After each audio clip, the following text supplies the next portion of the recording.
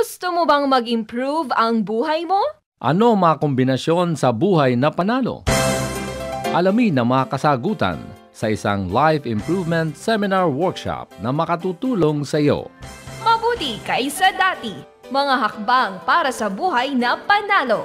Kasama sina Pastor Eric C. Maliwat, broadcaster at book author, Youth Pastor L.A. Lopez, actor at award-winning singer, at Honorable Marides C. Fernando, award-winning mayor ng Marikina City at author ng librong Urbanidad, Responsible Living, Rewarding Life.